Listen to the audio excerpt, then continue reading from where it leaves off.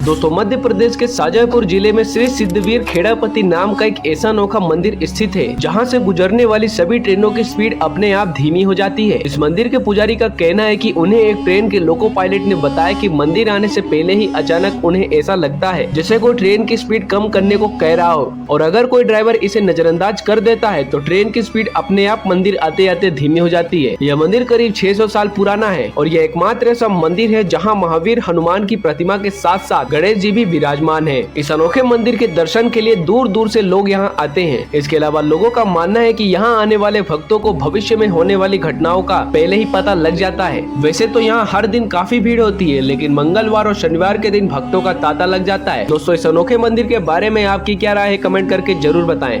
महाकालेश्वर मंदिर की कुछ ऐसी बातें जो शायद ही आप जानते होंगे। नंबर 1, दोस्तों आमतौर पर माना जाता है कि महाकाल का संबंध केवल मृत्यु से है, परंतु ये पूरा सच नहीं है। काल का संबंध समय से भी होता है और काल को महाकाल इसलिए भी कहा जाता है क्योंकि प्राचीन समय में यहीं से पूर्ण विश्व का मानक समय निर्धारित होता था, इसलिए इस ज्योतिर्लिंग का नाम महाकालेश्वर रखा गया। नंबर 2, माना जाता है यह शिवलिंग तब प्रकट हुआ जब महादेव को एक राक्षस दूषण का अंत करना था। भगवान शिव उस राक्षस का काल बनकर आए, जिनके बाद अवंती नगरी के वासियों के आग्रह पर महाकाल यहीं बस गए। नंबर 3, दोस्तों उज्जैन का एक ही राजा है और वो है महाकाल बाबा। विक्रमादित्य के शासन के बाद यहाँ कोई राजा रात में नहीं रुक सकता। वर्तमान में कोई भी राजा या मुख्यमंत्री यहाँ रात में नहीं रुकते।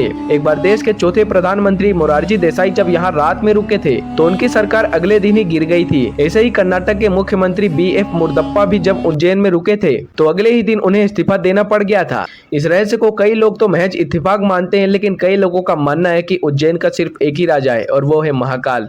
दोस्तों वैसे तो हनुमान जी को किसी भी हथियार की आवश्यकता नहीं है, लेकिन फिर भी क्या आपको हनुमान जी का सबसे प्रिय हथियार पता है? अब 99% लोगों को यही लग रहा होगा कि हनुमान जी का सबसे प्रिय हथियार तो गदा ही होगा, क्योंकि उन्हें अधिकतर गदे के साथ ही दिखाया जाता है। लेकिन वाल्मीकि रामायण के अनुसार हनुमान जी व समस्त वानरों का मुख्य हथियार उनकी भुजाएं, नाखून व आसपास के पेड़ व पत्थर ही होते थे। दोस्तों क्या आप भी बजरंगबली का सबसे प्रिय हथियार गदा मानते थे? कमेंट करके जरूर बताएं, और वीडियो अगर अच्छा लगा हो तो इसे लाइक और चैनल को सब्सक्राइब जरूर करें।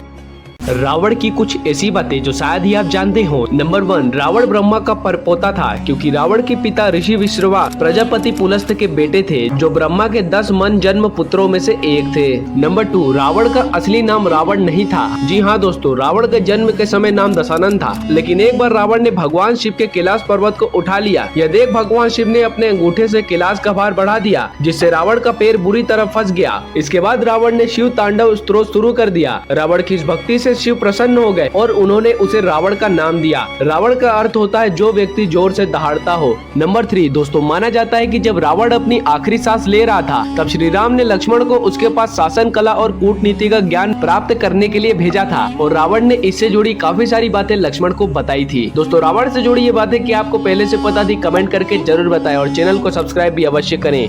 महाभारत के 3 ऐसे योद्धा जिनका वध अर्जुन भी नहीं कर सकते थे। नंबर 1, गंगापुत्र भीष्म। दोस्तों जब पांडवों ने देखा कि गंगापुत्र भीष्म को परास्त करना असंभव है, तब अर्जुन ने अपने रथ पर शिखंडी को बिठा लिया। भीष्म ने शिखंडी को देखकर अपनी धनुष नीचे कर ली और फिर अर्जुन ने निहत्थे पितामह पर बाणों की बौछार कर दी। नंबर 2, गुरु द्रोणाचार्य। दोस्तों गुरु द्रोण से जब लड़ना पांडवों के लिए असंभव हो गया था, तब पांडवों ने अश्वत्थामा के मारे जाने की अफवाह फैला दिया, जिससे गुरु द्रोण शोक में डूब गए, और इस मौके का फायदा उठाकर धृष्टद्युम्न ने तलवार से द्रोण का सर धड़ से अलग कर दिया। नंबर 3, अंगराज कर्ण। दोस्तों पहले तो अंगराज कर्ण से उनका कवच और कुंडल छल से ले लिया गया, और जब अर्जुन ने कर्ण का वध किया था तब कर्ण भी नियत्ते अपने रथ के पहिए को धकेल रहे थे, और इसके अलावा कर्ण परशुराम के श्राप के कारण अपनी विद्या भी भूल गए थे।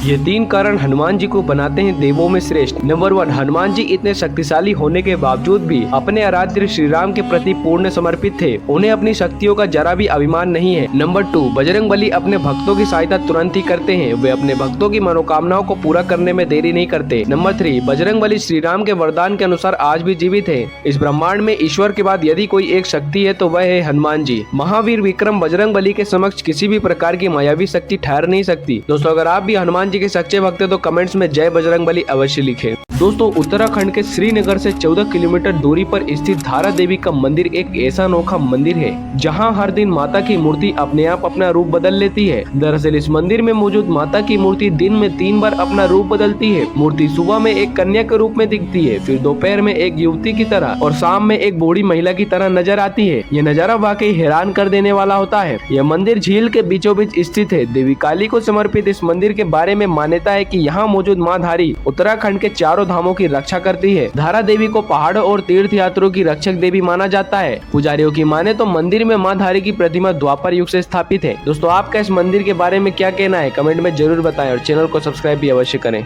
हनुमान जी से जुड़ी 4 ऐसी बातें जो शायद ही आप जानते होंगे, पार्ट 2। नंबर 1, बजरंगबली इतिहास के सबसे बड़े युद्ध महाभारत में भी मौजूद थे। माना जाता है कि हनुमान जी अर्जुन के रथ में पताका के रूप में विद्यमान थे। नंबर 2, भगवान हनुमान महायोगी थे और माना जाता है कि उन्होंने ही सूर्य नमस्कार की खोज की थी। इस तरह वो अपने गुरु सूर्य देव को प्रणाम किया करते थे। नंबर 3, दोस्तों शायद ही आपको पता होगा कि वाल्मीकि के अलावा भगवान हनुमान ने भी रामायण लिखी थी। कहते हैं कि वह जिस गुफा में रहते थे उन गुफा की दीवारों में उन्होंने पूरी रामायण का स्वरूप लिखा था। नंबर 4, वेद पुराणों के अनुसार भगवान हनुमान अमर हैं। धरती पर तब तक रहेंगे जब तक कलयुग का अंत नहीं हो जाता। दोस्तों अगर आप भी भगवान हनुमान के सच्चे भक्त हैं तो कमेंट्स में जय बजरंगबली अवश्य लिखें।